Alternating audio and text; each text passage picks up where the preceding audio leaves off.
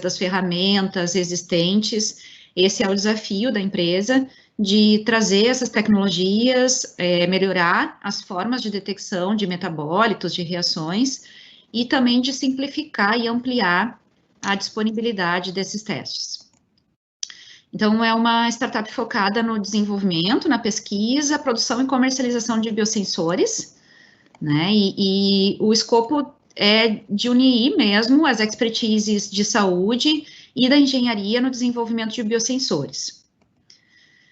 Então, tem algumas tendências que a gente já vem aplicando e vem estudando, que é dispositivos baseados em papel, transistores de grafeno, o uso de técnicas avançadas em biotecnologia e o uso de IoT na gestão de dados, tá? Então, para quem está assistindo aí, que é aluno, não sabe do que eu estou falando, então, IoT, internet das coisas, né?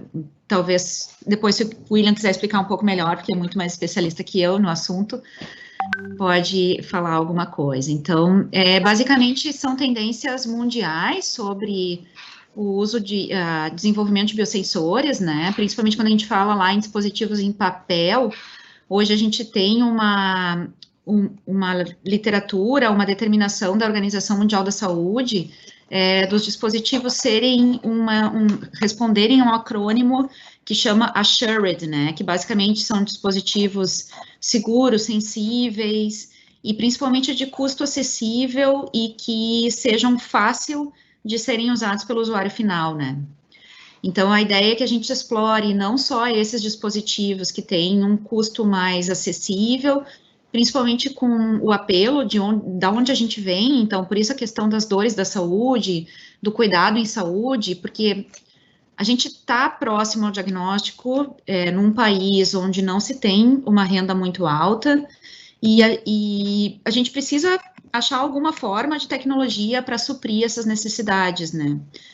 Então, viver nas condições de diagnóstico como ela é feita hoje, acho que é um ótimo incentivo para a gente pensar em novas formas. Então, um dos produtos que a gente já desenvolveu, deixa eu ir para frente, só que, acho que eu não botei aqui.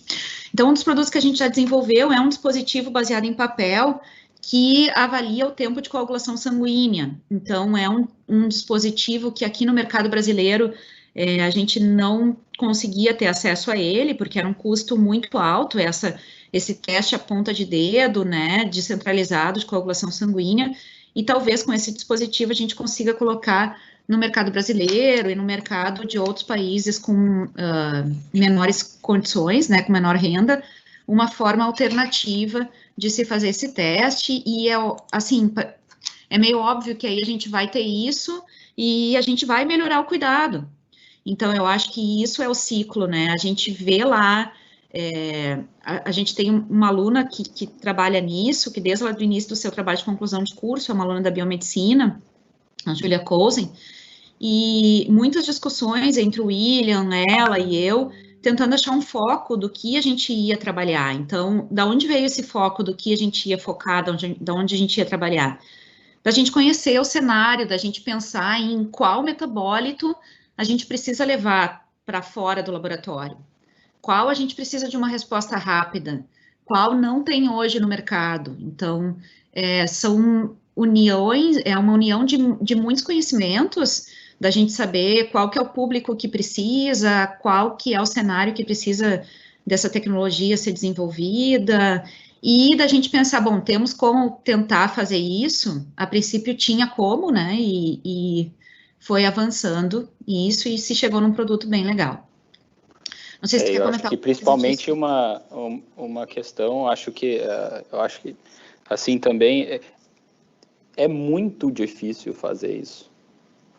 Não é fácil. O que é mais legal ao mesmo tempo é que o produto em si, ele parece ser muito simples e muito fácil. Aí, quando tu chega num resultado onde o que parece ser simples de fato não é onde tu está explorando, eu acho que ao máximo o conhecimento de todos os envolvidos. Então, a gente precisou e precisa conhecer muito a fundo cada uma dessas problemáticas, seja da problemática da saúde, seja da problemática dos detalhes do problema que está se tentando abordar, no caso do dispositivo em papel baseado na coagulação. A coagulação em si não é totalmente conhecida. Aquilo que mostram e aquela teoria que tem sobre as rotas de coagulação, ninguém sabe exatamente se tudo aquilo está acontecendo, o que está faltando, o que age, não se tem. Então, existe uma ideia, uma boa ideia do que é, e baseado numa boa ideia e de se investigar e de se estudar e do conhecimento da engenharia, do conhecimento da biologia, tentar se desenvolver alguma coisa. Que, por sinal, acaba sendo simples e que, de fato, pode ser introduzida a um baixo custo, mas existe um caminho gigante, longo, acumulado, né? Imagina as expertises aqui da Biosense todas somadas, né? Eu acho que dá uns 50 anos de experiência em cada uma das áreas, né? Então, enfim, é bastante conhecimento envolvido. Que é o custo, né? Acho que isso entra no custo do desenvolvimento da tecnologia, não é só o quanto custa ali no fim a tecnologia, são quantos anos se levou para se chegar nesse ponto de pensar nessas temáticas, nessas ferramentas, e acho que é bem por aí, assim. E, enfim, falando um pouco dessa tendência 2 e da tendência dos transistores de grafeno e das técnicas de biotecnologia, eu acho que vem um outro projeto aí, que tá, e esse sim, bem num caminho de projeto que envolve uma série de pesquisadores, mas em especial o Samuel e a Natasha, né, que são outros alunos também envolvidos, com uma ideia de tentar daí fazer um teste de biologia molecular que envolva uma nova forma, que não detecção de PCR, para detectar a presença de COVID, né? E aí a gente já vai para um outro caminho, o uso do grafeno, que é um material super avançado para o uso desses transistores e com umas aplicações absurdas na área da biotecnologia e, enfim, de novo, conhecimento, estrutura, tempo de estudo, para a gente chegar a uma possibilidade de conseguir pensar em uma proposição. Então, esse outro contexto que eu estou ressaltando para vocês agora. Recentemente, a gente ganhou um edital FAPERGS para o desenvolvimento desse produto, nesses últimos editais aí emergenciais, e é uma coisa que a gente está bem curioso para ver como é que vai andar isso, né? A gente não... É uma alçada que a gente ainda não tem muito conhecimento, mas que a gente tem bastante vontade que dê certo, não só para o contexto COVID, mas para o contexto de diversas outras condições infecto-contagiosas, enfim. E eu acho que ali a última tendência de IoT, não sei se tu quer comentar alguma coisa, William, sobre o que o IoT pode fazer para a saúde?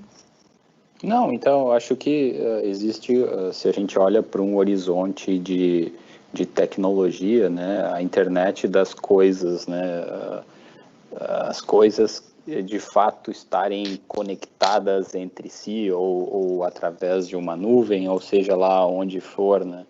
Então, isso ao mesmo tempo abre uma possibilidade, uma oportunidade de explorar essa interatividade ou essa possibilidade de usar outras formas de se chegar a um resultado, né? Então, eu posso mandar um dado para uma nuvem, pode ser processado, ele pode detectar se algum range está fora, automaticamente acionar um médico, coisa que eu não teria a possibilidade sem esse tipo de tecnologia hoje. Então, assim, a gente começa a pensar e imaginar, assim, onde é que está o limite dessas coisas. Eu acho que isso é uma coisa muito legal. Atualmente, assim, eu acho que talvez tenha sempre sido, mas não temos limite, né? A gente pode imaginar e pensar no que for e claro, pode se levar um tempo para chegar numa solução, mas eu acho que a gente tem uma capacidade de encontrar soluções, né? E dentro dessas tecnologias, e isso vai ficar cada dia mais divertido. Porque coisas que a gente se pergunta, assim, se, por exemplo, o dispositivo de glicose, que é o que a gente mais conhece, Se ele já analisa aquele dado ali, enfim, por que ele não manda isso para algum lugar, né? A gente tem hoje o celular da gente dizendo onde a gente está, o que a gente fez, o que a gente fala, enfim. Então, eu acho que essas nossas... de novo, trazendo aquela frase ali, eu acho que o cuidado em saúde precisa se alimentar mais de tecnologia, porque as tecnologias já existem. A gente só precisa focar elas, ajustar elas, achar o foco e se utilizar, né?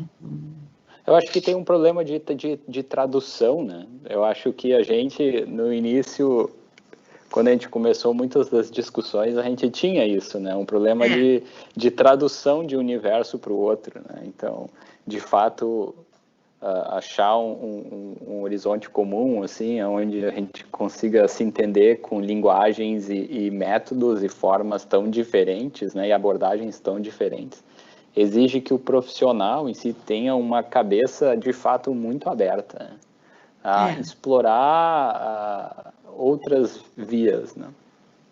E aí eu acho que, de novo, a gente fala daquela ideia que tanto se fala, assim, profissional do futuro, né? Não dá mais para ficar dentro de uma caixa, assim, não dá mais para ficar, o meu conhecimento vai até ali, acabou. Muitas vezes a gente teve que fazer uma interlocução total de áreas aí para conseguir entender uma demanda do outro, né? Então, aqui eu acho que mais ou menos a gente já conversou sobre o caminho disso, né? Então, desde um protótipo, desde uma pesquisa que leva às vezes mais tempo do que a gente imaginava, ao desenvolvimento de um protótipo, a validação, a homologação, onde a gente tem aqui os órgãos internacionais, os órgãos certificadores, até o processo de industrialização. Não é um processo fácil, a gente sabe que não é não é um processo rápido. Então, eu acho que aquilo que a Suzana estava falando, né, o William também antes, a gente precisa, só aqui, né, como o William brincou, a gente estaria talvez com mais de 50 anos de experiência para desenvolver isso, sem pensar em nem todo o resto, né. Então, só para ressaltar alguns parceiros, né, acho que um grande parceiro é o TT Chip, que tem uma grande estrutura para o desenvolvimento e sempre portas abertas para todas essas tecnologias, né? Eu acho que a escola de saúde como um todo tem que invadir mais o TT Chip, assim, o Celso que me perdoe, mas eu acho que a gente tem que invadir mesmo, porque a gente tem muita conexão e tem coisas a trabalhar e contribuir e fazer junto. Felizmente a gente encontra no TT Chip as portas abertas, né? É um ambiente aberto, né? Exatamente. E por isso que a gente consegue fazer essas coisas, assim, então... Claro, e a gente percebe que existem outros lugares que as coisas não são, assim, e eu acho que no Brasil em si, as coisas, de uma forma muito geral, elas não são assim. Porque, enfim, a gente não vê inovação, a gente não vê tecnologias avançadas sendo desenvolvidas aqui. Qual é a empresa grande aí que se conhece que de fato fez alguma coisa aqui? Olha, dá para contar nos dedos. Aí a gente ainda é um país que por exemplo... investimentos em alta tecnologia, ao invés de serem incentivados, eles são decapitados, assim, né? Então, daí, ao contrário, né, de outras... William, daí a importância do surgimento de novas startups nesta área, né? Porque, claro, na verdade, a gente está construindo todo um novo ecossistema, né? O exemplo mais característico é a própria Biosense, né? Quando o ITT Chip foi formatado, a lógica dele era para dar muito apoio à área de semicondutores mais pura e até o olhar direto com o HT, né? Hoje, essa nova interação entre saúde e o ITT Chip abre um potencial incrível. E daí, na lateral, a gente também vai costurando um outro sistema de parceria e de lógicas para dar sustentação para tudo isso. Porque tudo é novo daí nesse campo, né? Vocês imaginem, nós agora há poucos dias a gente passou por isso, porque a gente tinha que, num projeto nosso, que é para fazer os primeiros protótipos, para estabelecer o processo produtivo do produto, a gente, para estabelecer, para o projeto que vai estabelecer o processo produtivo, nos foi pedido licenciamento ambiental, né? Então, é tudo novo, porque as pessoas não sabem o que é isso. Isso é novo no Brasil. Elas estão acostumadas a habilitar e tratar de negócios na área do moveleiro, do calçado, né? Então, nós também, né, somos desbravadores disso tudo, né? E aí a importância de um ecossistema. Então, quanto mais isso se fortalece, mais a gente consegue no conjunto da obra ser forte. E isso só funciona se a gente tem recurso humano qualificado, né? Eu acho que isso já foi bem colocado aqui, né? Nada disso nasce se tu ouve falar, né? Tu tem que nascer com técnica, né? Tu tem que nascer com muito conhecimento. Então, o conhecimento embarcado nas pessoas, a qualidade do recurso humano, essa visão internacional, prospectiva, né? De ser um incansável prospectador de tecnologia na área, de ser um resiliente tecnológico, vamos dizer assim, é uma característica fundamental para estar dentro desse empreendimento, porque o que era verdade há uma semana atrás ou 3 meses atrás não é mais, né? E agora novas verdades são postas, novas tecnologias estão aí. Então, o bom dessa coisa é tu ter exatamente esse campo novo, aonde o tempo inteiro tu tem que estar te atualizando, né, para poder surfar, porque também a Priscila vai mostrar, um mercado absolutamente aberto em termos de Brasil. E aí está a oportunidade. Então, seguindo a fala da Suzana, né, os dados, assim, tem perspectivas que são até mais agressivas que essa, mas tem algumas estimativas que falam que esse mercado de biosensores deve atingir 33 bilhões de dólares até 2026, e quando a gente faz as buscas, a gente encontra uma empresa produtora de dispositivos no Brasil, assim.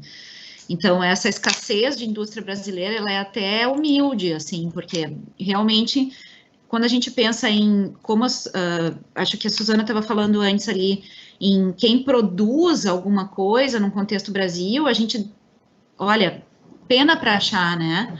Porque eu acho que muitas vezes a gente até pode ter indústrias aqui que reproduzem tecnologia que são produzidas em outros lugares, assim, agora a gente ter um grupo que se dispõe a quebrar a cara e fica lá e pensa e repensa e vai e modifica e pensa em todo aquele processo que a gente mostrou antes, desde a pesquisa, ao mercado, a validação, a comercialização, é uma trajetória penosa, assim, não é uma trajetória fácil.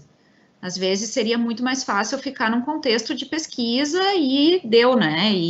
Ou reproduzir outras tecnologias. Aqui a gente não está falando só de validar uma tecnologia que foi produzida por um outro grupo, por um outro cenário e ver como é que isso se comporta aqui.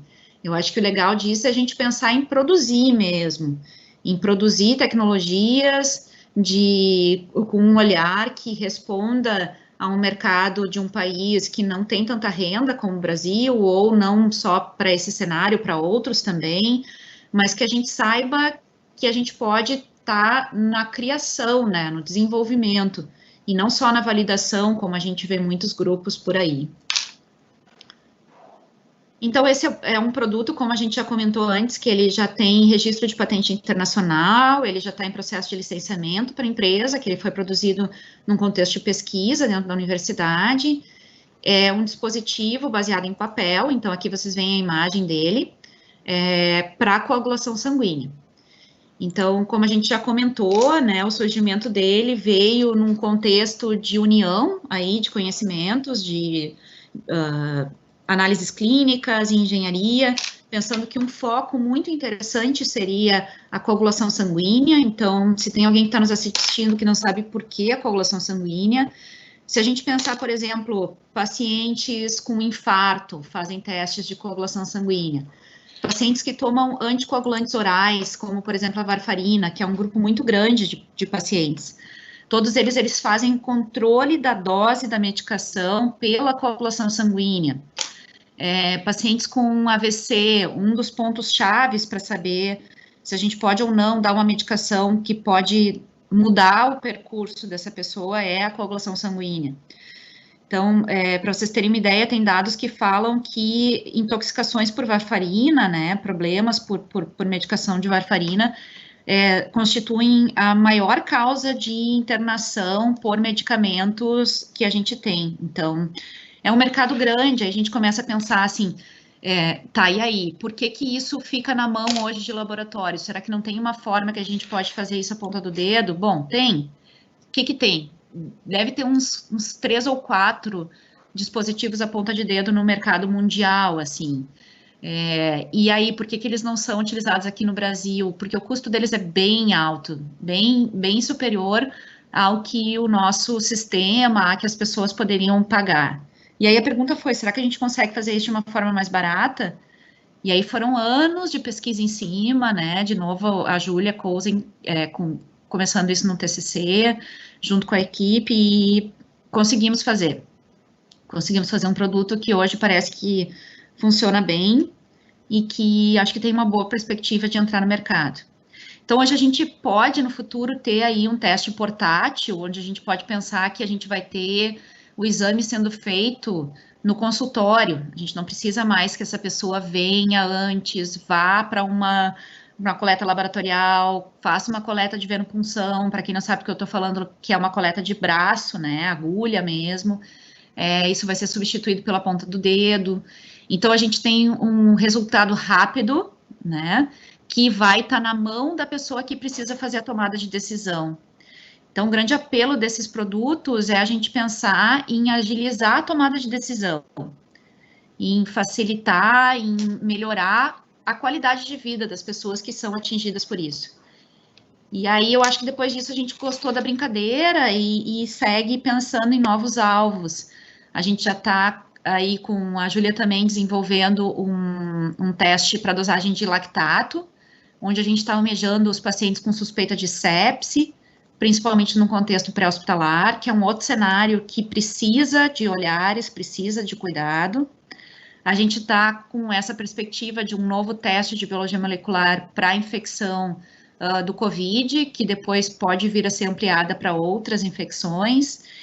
Enfim, eu acho que é bem legal que tanto a pesquisa quanto uma possibilidade de realmente levar esse produto ao mercado estão crescendo dentro da nossa universidade, né?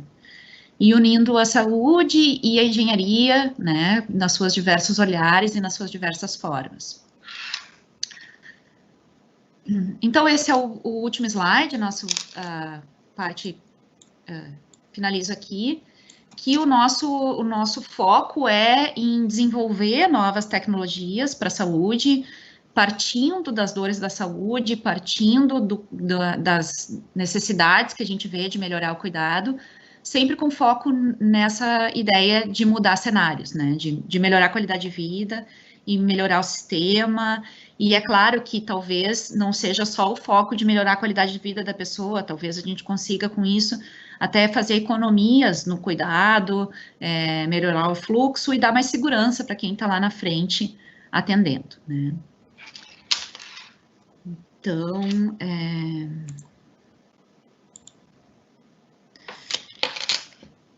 agora, então, acho que eu passo a palavra. Não sei se o William e a Suzana querem fazer mais alguma contribuição na nossa início de fala. Tá, não estou te ouvindo, Suzana. Não, tá, eu acho que está bem. Tá bem.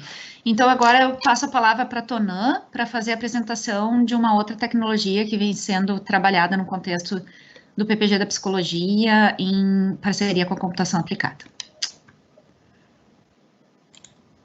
Então, boa noite, né, a todos que nos assistem. Eu venho um pouco para falar para vocês de um dispositivo de avaliação psicofisiológica do estresse, o BeWell, foi assim que a gente chamou, e essa foi uma ideia que partiu, importante que se diga, né, de uma aluna nossa de mestrado em psicologia. Então, agora, claro, essa ideia já se expandiu um pouco, já se tornou um projeto maior, né, do PPG da Psicologia, da Computação Aplicada, também com a participação de alguns colegas da engenharia, né, mas interessante para o público que está nos assistindo, né, saber que a gente também acolhe, né, e muitas vezes essas ideias boas, né, vêm justamente, né, de pessoas que estão na ponta, que estão trabalhando. Então, uma aluna que é psicoterapeuta, né, e que trabalha com muitos pacientes com ansiedade, com fobias, né? E ela nos trouxe esse problema e essa proposta também de desenvolver esse dispositivo. Então, eu vou dividir um pouquinho a apresentação com o Sandro, né? Professor Sandro da computação, que também vai me ajudar a falar um pouquinho sobre o que é o BioWell. Então, eu vou compartilhar com vocês a apresentação aqui para a gente se entender melhor aqui.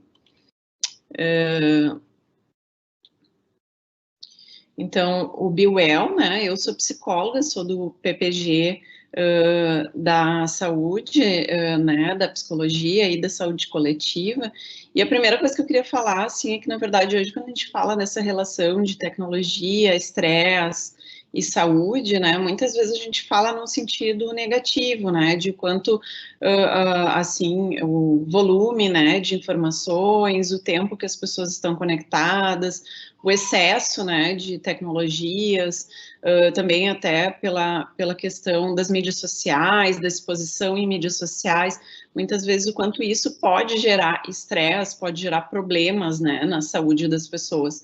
Mas a gente está, então, com o BioWell falando de um outro aspecto, né, mais positivo, então, de como que a gente pode desenvolver tecnologia, nesse caso, para monitorar, né, avaliar o estresse, para dar feedback para as pessoas, para dar, né, enfim, indicações para as pessoas sobre a sua própria situação, né, de reação ao estresse, né, e com isso, como que a gente pode, então, promover saúde, né, como que a gente pode desenvolver essa tecnologia de modo, né, a promover a saúde das pessoas, né.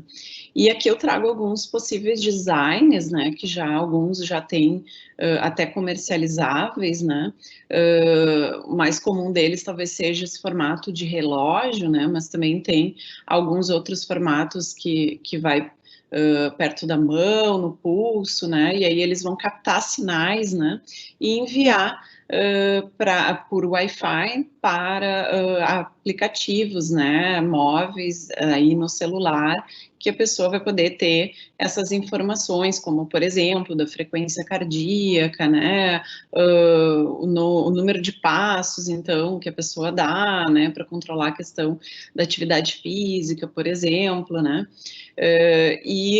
já existem alguns desses dispositivos comercializados, né, e a inovação do BioWell, na verdade, é mais a questão toda da psicologia, né, da possibilidade de enriquecer, né, essas informações, né, e que elas sejam guiadas também por profissionais, né, que possam ser também compartilhadas entre pacientes, profissionais, essas informações, né, e uma outra inovação também do BioWell é que a gente busca, então, combinar diferentes sensores, né, então, muitos desses dispositivos que já existem no mercado, eles usam ou no máximo 2, né, então tem pouquíssimos dispositivos que usam vários sensores, né, então a nossa ideia é conjugar, né, 3 sensores, basicamente, os sensores de eletrocardiografia, que vão captar a frequência cardíaca, também a variabilidade dessa frequência cardíaca, o sensor de atividade eletrodermal, basicamente a questão da temperatura da pele, quanto que a pessoa, né, tá suando, que quando a gente está em situação de estresse, a gente tende a suar, né, a produzir suor, e a eletromiografia, então, é um outro sensor que vai captar a tensão muscular, né, principalmente aqui nessa região das costas, próximo ao pescoço, que quando a gente está tenso, né, também tende a ficar mais enrijecido. Então, os sensores, a ideia do BioWell é combinar, né, os sinais e as informações que esses sensores vão dar, né, para poder detectar estresse, né.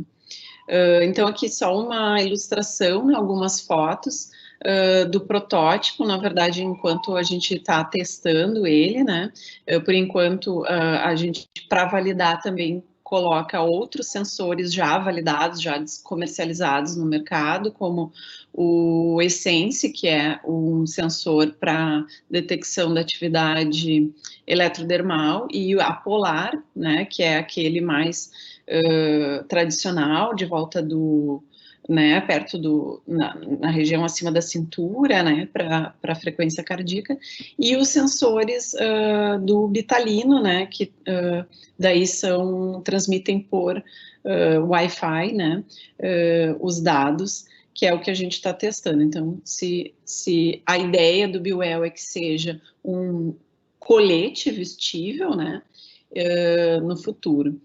E a nossa ideia de aplicação, então, né, principalmente é a avaliação contínua, e esse é um desafio de pesquisa também, que depois eu vou falar para vocês, né?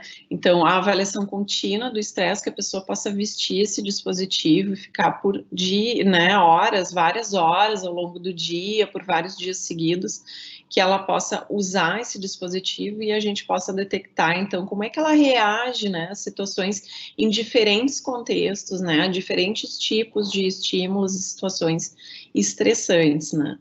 E a partir, né, de validar e desenvolver esse dispositivo, né, a gente entende que isso pode ser usado em contextos de psicoterapia, por exemplo, né, quando o terapeuta vai expor o paciente, né, propositadamente a alguma situação de estresse, de fobia, que o paciente tem medo, enfim, e a partir disso, né, vai ver como que né, as técnicas psicoterápicas vão respondendo, né, como que a pessoa vai respondendo a essas técnicas, né, como que ela vai conseguindo controlar o estresse e principalmente também a partir da ideia de biofeedback, né, que o BeWell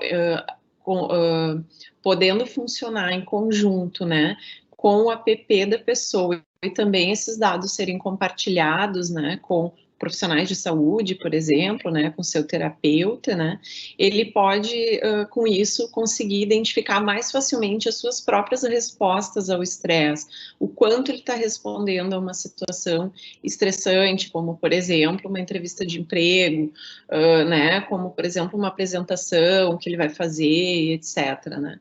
Então, às vezes a gente está mais ou menos estressado do que a gente imagina subjetivamente, né.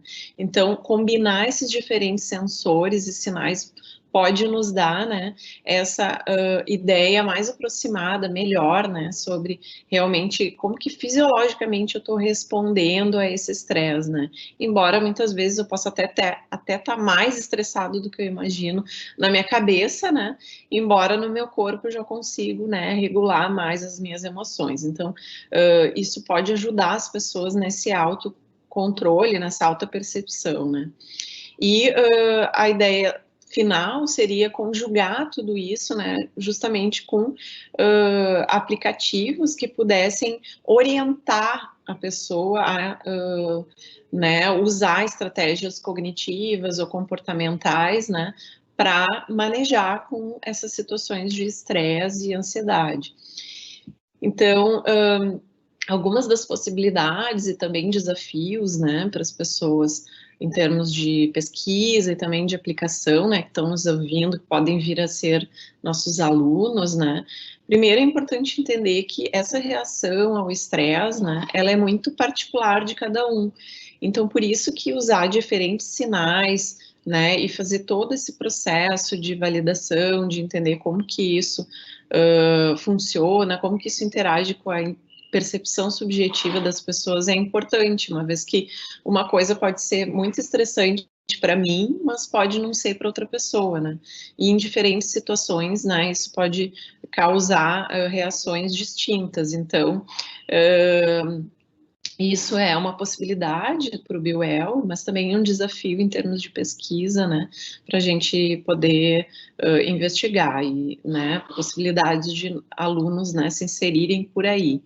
E também fornecer evidências sobre tratamentos psicológicos, né? Sobre essas técnicas, né? De manejo de estresse, de ansiedade, né? O que funciona melhor, para o que funciona, para quem funciona, em qual contexto e etc. E para isso é importante, né? Ter sim um dispositivo que seja fácil de usar no cotidiano, né? E também fidedigno, que forneça respostas, né, confiáveis, né, sobre o que é estresse e o que não é estresse. Por exemplo, quando a pessoa está fazendo uma atividade física, subindo uma escada, ou simplesmente quando ela está se divertindo, né, isso também causa reações de excitação, né, e aí o dispositivo precisa diferenciar essas situações, né.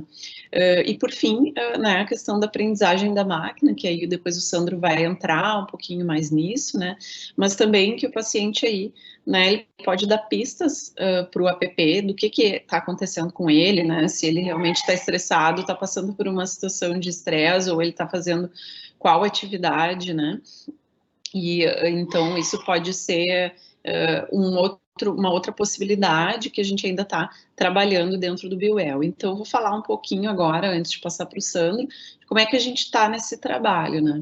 Então, como eu falei para vocês, a Andrea foi a pessoa que trouxe essa ideia, né, para o grupo de pesquisa, e a partir disso a gente fez essas conexões com a computação, com outros colegas, né, para fazer um projeto, para desenvolver o projeto dela, e também depois um projeto que abarcasse essa longa cadeia, né, que a Priscila, o William, né, a Suzana nos falaram um pouquinho, né, de desenvolvimento desse tipo de tecnologia.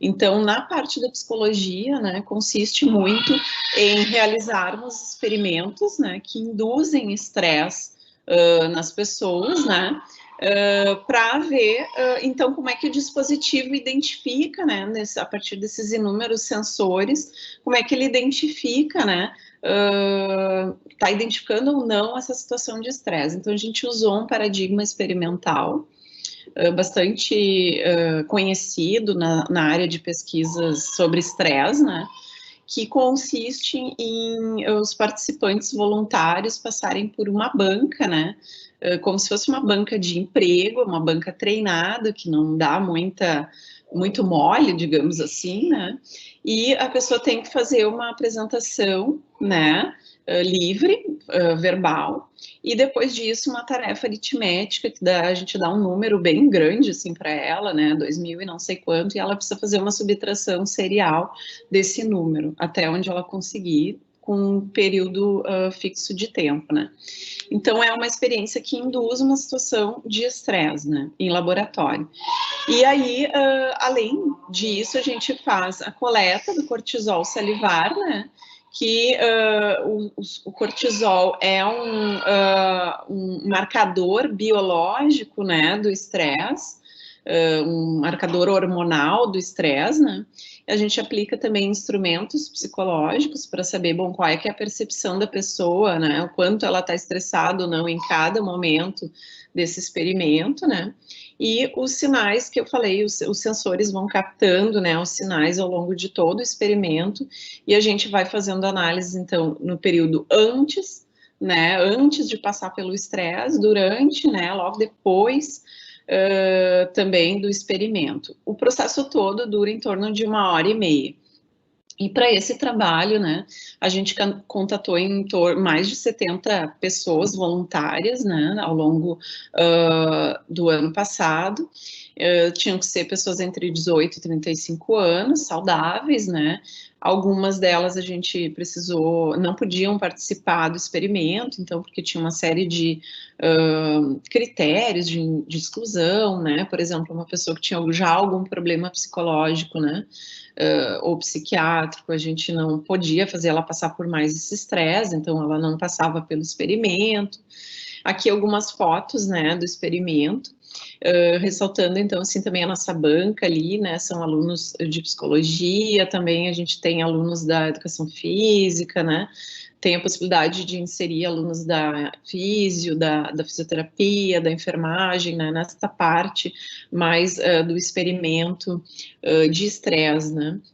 E também daí o Sandro agora provavelmente vai falar para vocês, né, da parte, então, da computação que está o tempo todo aí, né, nós tendo que trabalhar em conjunto para aprimorar e para solucionar esses problemas, né, que o dispositivo, né, que o desenvolvimento do dispositivo nos gera. Então, acho que agora o Sandro continua falando um pouquinho dessa parte da computação aplicada. Ok, ótimo. Eu vou compartilhar aqui minha tela, e aí a gente continua a partir daqui. Acho que já está compartilhando, né? Então, eu queria só, no primeiro momento, reforçar o que a professora Tonan já comentou. É muito interessante trabalhar nesse tipo de projeto e reforçar também o que já foi dito, né, pelo outro grupo, pelo William, a Priscila e a Suzana, porque ele começou com uma ideia de uma aluna da psicologia, que nos trouxe lá um desafio, como seria possível pensar em implementar as questões de biofeedback, né? E aí, nesse contexto todo, a gente se envolveu com vários dilemas de pesquisa.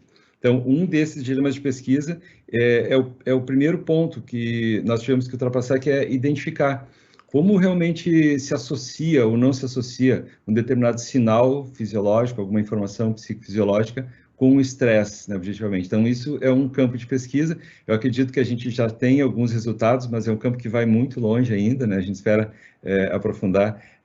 Aquele tempo todo de pesquisa que a Priscila comentou, a gente não chegou a ter ainda essa disponibilidade, mas a gente espera continuar. Depois tem um outro ponto, quando a gente identifica que um conjunto de sinais pode associar a descrição de estresse, a gente tem que descobrir qual o hardware, qual o sensor, qual o software que a gente precisa para realmente utilizar, né? E depois transformar isso em algo interessante, que possa realmente ser utilizado em larga escala por pessoas em vários locais, né? Então, seguindo o nosso trabalho, eu vou apresentar agora um pouquinho dos comentários do resultado do que a computação vem fazendo nesse projeto. Então, a partir desse processo experimental que a professora Tana comentou, então, que coletou de um grande número de participantes os sinais fisiológicos, mais o cortisol, ao longo do período, né, do protocolo experimental, foi possível trabalhar com o que a gente chama de algoritmos de aprendizado de máquina.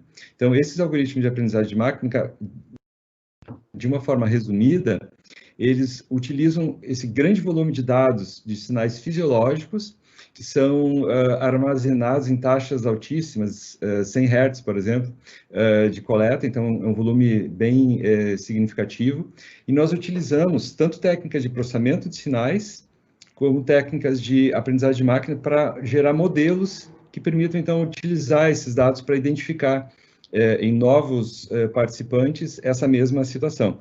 Então, só para destacar inicialmente, quando a gente fala aqui de processamento de sinais digitais, é importante destacar que existe todo um campo de estudo para identificar quais são as características do sinal que interessam ser realmente analisadas. Por exemplo, tem o sinal dos batimentos cardíacos. A gente pode gerar uma série de métricas sobre a variabilidade, sobre frequência. A mesma situação é observada no caso do sinal de eletromiografia, dados eletronormais. E e a riqueza desse trabalho, ela está justamente em explorar a combinação de vários sinais.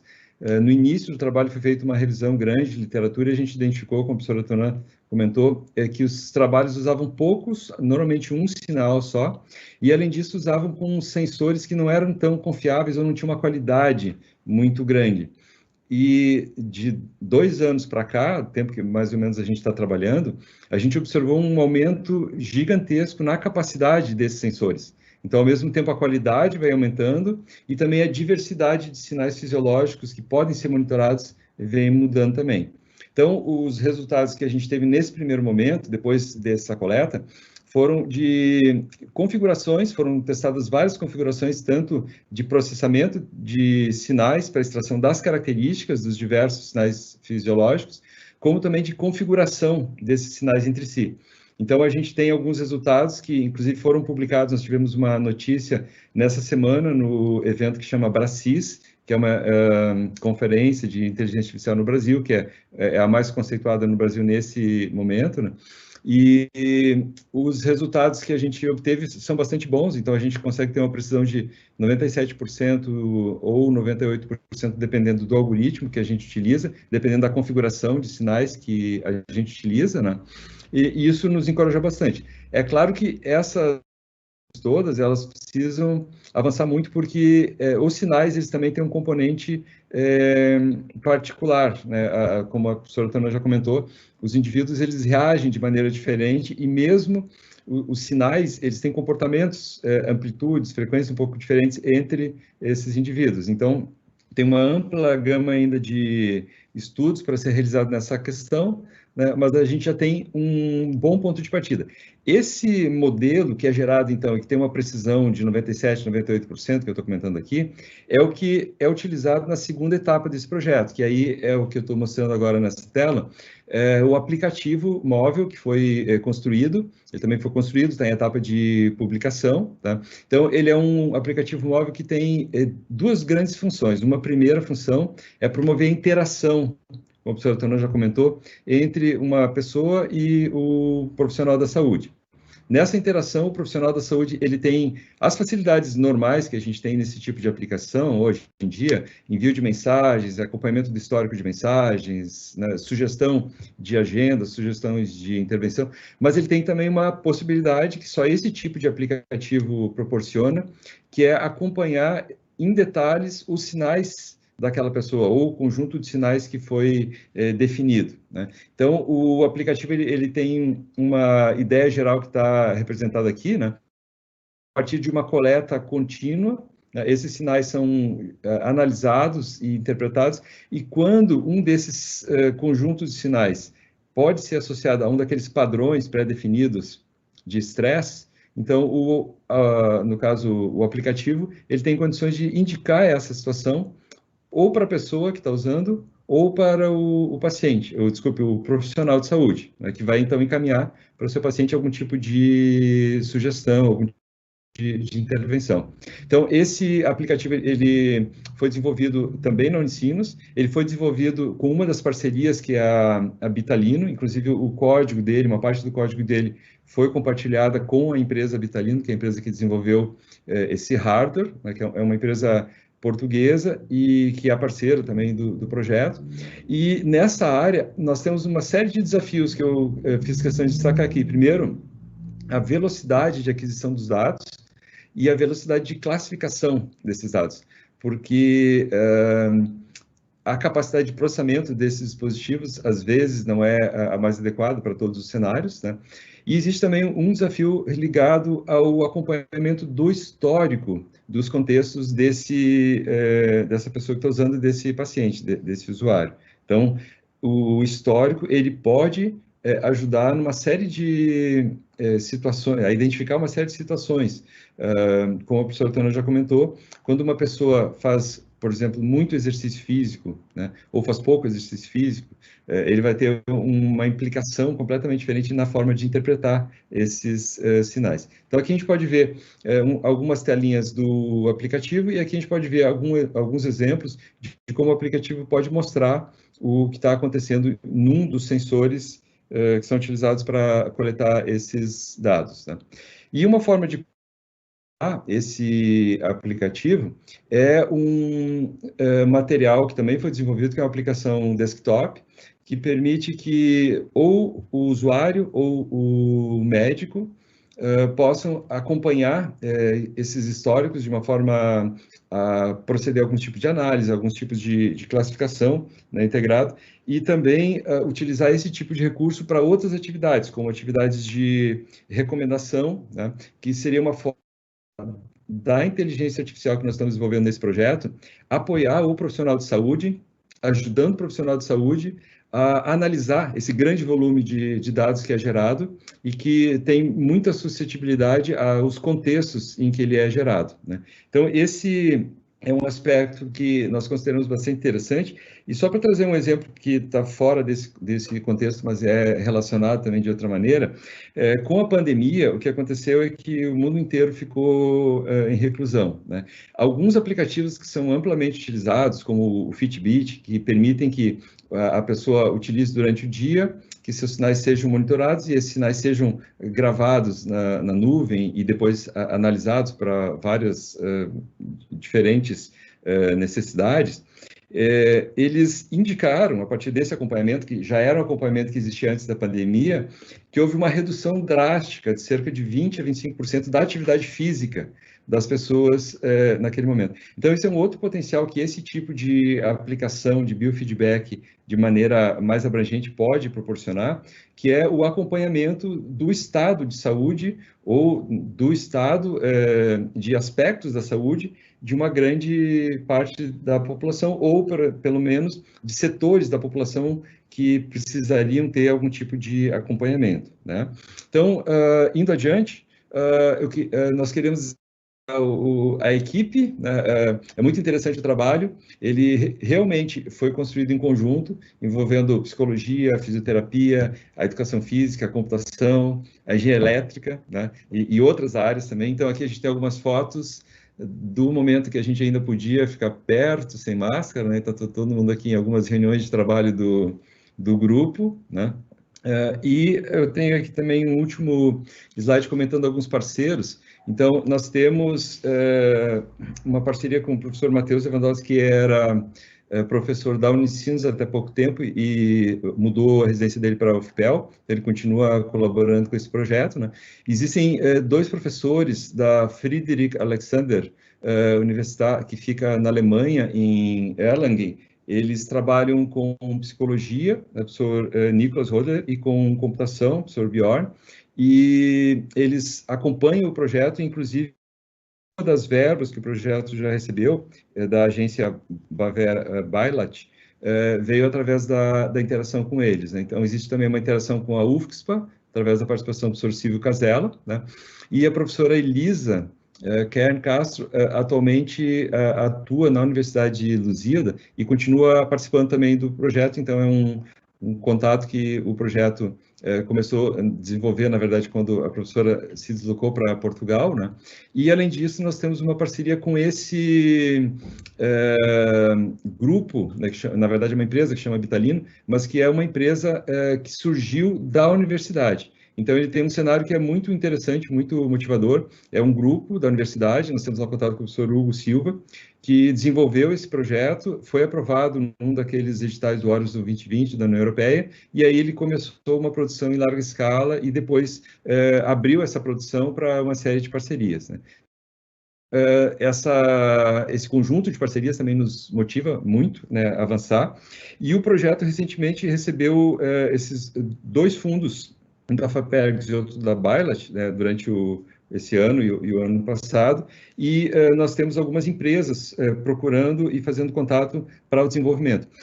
Nós temos ainda, eu vou comentar rapidamente só, vários desafios. Além dos desafios do próprio desenvolvimento completo e análise do projeto, né, nós estamos agora na etapa em que a detecção online no aplicativo móvel está sendo realizada, então isso é o que a gente tem como meta nesse semestre, além de algumas outras coletas e algumas análises de intervenção. Então, tem um grupo da psicologia desenvolvendo algumas atividades, o grupo da computação desenvolvendo algumas atividades, né? Mas nós temos uma lista de desejos, né, futuros. Então, trabalhar com a miniaturização desses sensores. A gente sabe que esse é o desfecho lógico. Isso vem acontecendo e isso vai continuar acontecendo. Eliminar aqueles fios, né? Vocês viram em uma das lâminas que ainda existe uma certa dificuldade para a pessoa utilizar comodamente esse conjunto grande de sensores, né? Trabalhar também com a parte de hardware embarcado. Então, esses são desafios que nós temos na computação, na área de hardware, mas nós sabemos que na área da saúde existem também desafios similares. Por exemplo, como desenvolver protocolos que realmente identificar os sinais que são impactantes para uma determinada situação de estresse, né? Então, tem um campo riquíssimo, né, de trabalho ainda pela frente. Bom, pessoal, o que a gente queria apresentar era isso. Eu agradeço, então, a participação e devolvo a palavra para vocês.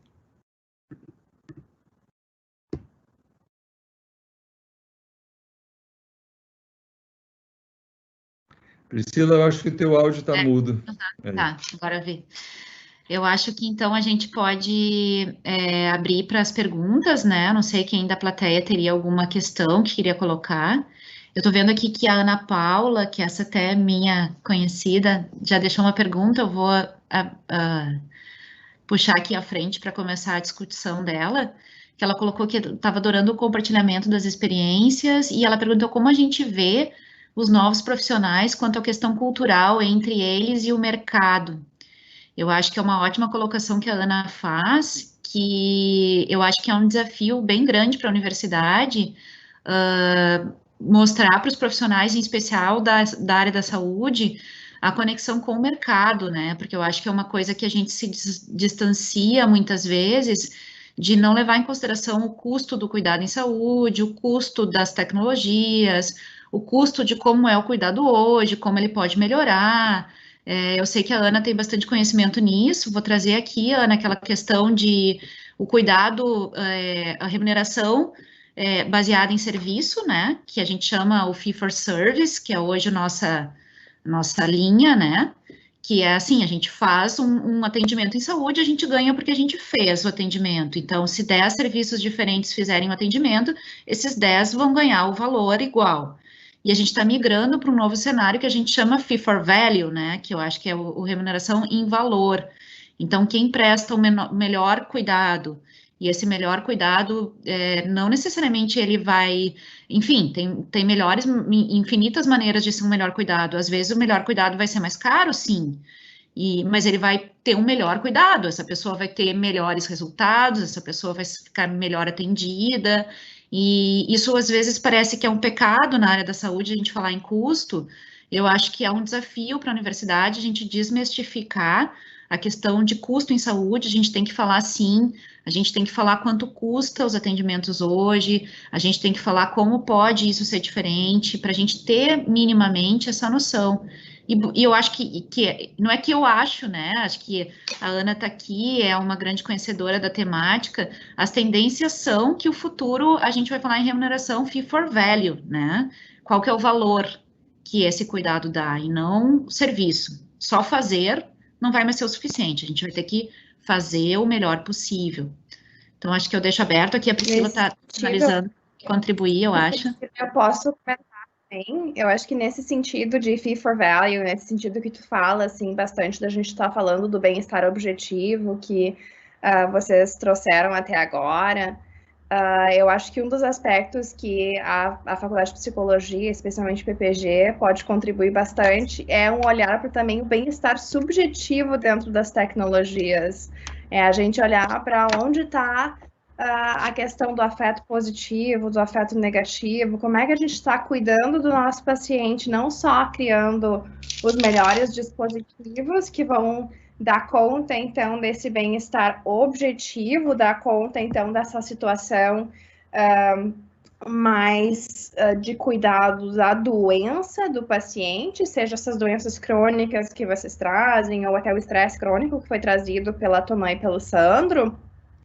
Mas eu acho que a gente pode também pensar em como a tecnologia pode trazer melhores soluções também, identificar outras formas da gente trabalhar, então, com os nossos pacientes, visando a gente colocar, talvez, uma medida que seja mais difícil de quantificar ainda em termos de custos, que é procurar o nosso paciente dentro do hospital, por exemplo, estar recebendo o tratamento da melhor forma possível, para que ele possa ter qualidade de vida, para que ele possa achar, então, situações de afeto positivo dentro do momento de internação dele. E aí eu quero compartilhar também com vocês um pouco do meu trabalho. Meu nome é Priscila Brust-Henk, eu sou do programa de pós-graduação em psicologia, e eu tenho desenvolvido um trabalho, então, nos últimos 2 anos com o PPG do Design aqui da Unicinos, justamente focando na questão, então, do bem-estar subjetivo das crianças com câncer. E é difícil a gente falar, muitas vezes, de crianças com câncer, porque é um tema que dói. É um tema que, às vezes, deixa a gente um pouco desconfortável, é um tema que mexe um pouquinho com a gente, Mas se a gente começa a olhar para a rotina dela e pensa como é que a gente pode interferir, o nosso trabalho está sugerindo, então, a gente criar um amigo para essas crianças. Um amigo que vai estar com elas nesses momentos que a gente identificou nas rotinas hospitalares, que podem ser muito danosas para o bem-estar das crianças. Por exemplo, se vocês pensam que 95% das crianças com câncer estão grudadas com esse sistema de soro, então, em que elas recebem medicação, elas recebem soro, elas recebem o tempo inteiro, então elas têm que ficar grudadas nesse poste que impede que elas corram. Então, assim, a gente vê as crianças se jogando no chão e chorando, porque é uma coisa muito difícil para elas, mas a tecnologia não avançou ainda, não tem uma forma da gente ter esse soro que a criança precisa receber, uma forma de receber medicação, mas o que a tecnologia pode mudar? Pode não ser uma coisa tão chata e tão feia e tão desconfortável e tão difícil dela poder manifestar o que ela está sentindo, o que ela está pensando sobre esses dispositivos de soro. Então, esse aparelho para usar soro, então, ele está na rotina dos pacientes e ele permanece sempre trazendo uma forma negativa de afeto. E isso afeta o dia a dia, afeta o bem-estar da criança, afeta a rotina dela, o sentimento dela estando dentro do hospital. E aí não importa que ela está recebendo o melhor tratamento, no melhor hospital, nas melhores condições, e o bem-estar objetivo dela está maximizado, a gente percebe muitas vezes que existem estudos também que nos mostram quando a gente melhora o afeto positivo da criança, a gente também melhora a vontade dela de lutar contra aquela doença, a gente melhora a força que ela tem, a garra de chegar até o fim. E aí, uma das nossas trabalhos aqui, então, em parceria do programa de pós-graduação em psicologia com programas de pós-graduação em design, foi criar esse MIGS. A gente chamou de MIGS porque é a ideia de bem infantil mesmo, de migo e miga, a forma que a criança se refere aos seus amigos. Então, uma forma bem querida da gente ter, então, um amiguinho da criança, que pode estar com ela aqui grudado no dispositivo de soro, pode estar com ela na cama para ela dormir, porque ele é fofinho, pode estar com ela carregando aqui, segurando de uma forma assim dela poder carregar junto com ela, uma forma bem fácil de segurar pelas anteninhas. E aqui também, a parte mais interessante, eu acho que traz bastante assim para o lado da saúde, é a criança poder se expressar. Então, o MIGS, ele tem um rosto que muda. O rosto da criança consiste simplesmente, então, num plástico que tem uma presilha e ele permite que as crianças expremam as suas emoções. Então, claro que tem umas emoções básicas que vêm junto com esse sistema, elas podem expressar raiva, elas podem expressar tristeza, felicidade, mas elas também podem desenhar a sua própria emoção que elas estão sentindo naquele dia. E a importância delas poderem expressar emoções tanto negativas ou até mais agressivas como raiva, é uma forma de deixar a criança colocar isso para fora. Dentro da área da saúde, a gente vê bastante essa necessidade da criança aprender a explorar essas emoções. Ela está aprendendo o que é esse sentimento desconfortável que ela sente dentro dela e ela não sabe muito bem dizer o que é. E ela precisa ter esse espaço, ela precisa ter um lugar, ela precisa ter um tipo de tecnologia que permite, então, que ela se expresse e permite que ela possa dizer para os seus pais, para os seus cuidadores, para os seus colegas que estão na mesma ala que ela, o que elas estão sentindo, porque essas crianças, elas passam muito tempo internadas, elas passam muito tempo vivendo uma situação que elas estão sozinhas. Elas não têm uma outra pessoa, um amigo, elas não têm o cachorrinho delas, elas não têm o irmãozinho delas, o coleguinha de aula delas. Elas não têm, muitas vezes, contato com outra pessoa, a não ser o seu cuidador que fica junto no hospital. E a gente percebe que essas crianças, quando a gente avalia o bem-estar subjetivo, elas não são tão felizes quanto as nossas crianças em casa, elas não são tão calmas, tão tranquilas, elas estão mais tristes com a vida. E elas precisam de uma forma de saber expressar o que é essa felicidade e o quanto elas podem atingir, talvez, um nível de felicidade que é melhor do que elas estavam experimentando antes lá dentro, porque elas são ouvidas, porque elas têm um espaço para se expressar e também para se comunicar entre elas, porque a gente pode pensar que muitas vezes elas não conhecem as pessoas que estão nos outros quartos do lado, mas no hospital que a gente trabalhou, que é o Hospital de Clínicas de Porto Alegre, tem uma área de recreação muito grande, então, apesar de ter uma mudança de crianças muito grande na ala, porque o hospital atende até 100 crianças por ano, as crianças podem, através dessas expressões, uma criança que está mais alegre, chegar para uma criança que ela percebe que está mais triste, porque ela vê, então, a expressão do amiguinho, e poder conversar com essa criança. Ou duas crianças que estão tristes e encontrar uma forma de se conectar, ou duas crianças que estão alegres se conectar. Que elas podem criar expressões também que são mais divertidas, que expressam mais o dia a dia delas. E esse bichinho de pelúcia que elas podem carregar junto com elas, é uma forma de propiciar esse tipo, então, de interação também com os seus pais e com os seus cuidadores, porque a gente percebe muito que há uma falta nos cuidadores de percepção sobre o que realmente é a emoção que essas crianças estão sentindo. Falta os cuidadores, às vezes, identificar exatamente o que essa criança está sentindo. Então, eu sei que o nosso tempo está curto, mas eu só queria trazer assim para vocês um pouquinho dessa tecnologia específica que a gente fez para melhorar a qualidade de vida. Ainda a gente não tem finalização do protótipo. Vocês veem aqui no nosso canto superior que é mais de desenho do que realmente está o nosso protótipo parecendo. E daí o nosso desenho do que a gente esperaria que ele fosse. A nossa expectativa é doação até o final do ano para o Hospital de Clínicas, para que todas as crianças que estejam internadas recebam pelo menos um mix durante o período de internação. A gente ganhou, então, um prêmio da Design Research Society para a produção desse material, e a gente está contando, então, nesse projeto com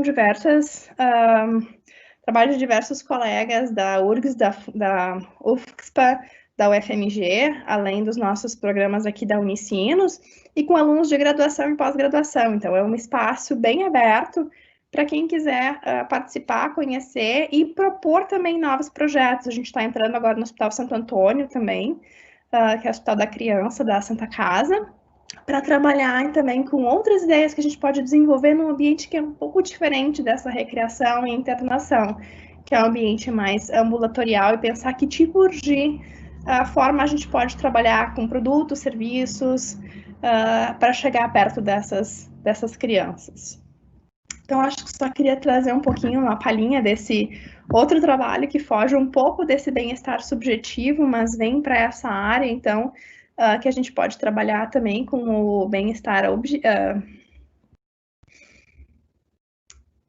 subjetivo, para trabalhar o afeto positivo, maximizar esse sentimento que as crianças têm e dar um espaço para elas, dar um espaço para essa expressão, para esse momento das crianças. Te devolvo a palavra, Priscila, me achará para fechamento aqui. Então tá. Não sei se alguém teria mais alguma pergunta para a gente finalizar aqui. Eu acho que também nós todos somos professores da Unicinos, ficamos à disposição, é bem fácil de nos encontrar. Tanto a Priscila quanto a Tonã são professoras do PPG de Psicologia, a Tonã também é da Saúde Coletiva, eu sou professora dos PPGs de Enfermagem, Nutrição e Alimentos, o Sandro é professor de PPG da Computação, a Suzana Cacuta, CEO do Tecnocinos, é bem fácil de nos encontrar no site, nossos contatos. Se tiverem alguma dúvida sobre o que a gente apresentou hoje aqui, que surgir no decorrer, depois de algum tempo, às vezes a gente precisa um tempo para processar as informações, né? Então, acho que, não tendo mais, então, dúvidas, se alguém quiser postar depois, a gente fica à disposição. Acho que agradeço bastante o espaço E queria só dar um recado aqui, dizer para vocês que a gente vai ter, pelo olhar da Escola de Saúde, todos os dias no Vespertino, essa semana, ligados ao Conecta Mais, palestras que são relacionadas à tecnologia, tá? Então, é um recado aqui da decana, para lembrar para vocês as demais palestras da semana. Então, amanhã a gente tem do cuidado à distância, a calculadora personalizada em saúde, uma nova era de tecnologia. Na quarta, a gente tem reinvenção digital dos serviços de saúde. Na quinta, a gente tem desenvolvimento de biosensores para o diagnóstico laboratorial. Então, agora, daí na quinta, vem os nossos alunos falar do que eles estão fazendo. Acho que para quem quer saber um pouco mais de biosensor, é um outro espaço legal. E na sexta, para finalizar, medicamentos do futuro, farmácia viva e produção tecnológica, que é uma outra vertente muito legal que está sendo desenvolvida dentro da universidade, aí vinculada ao curso de farmácia.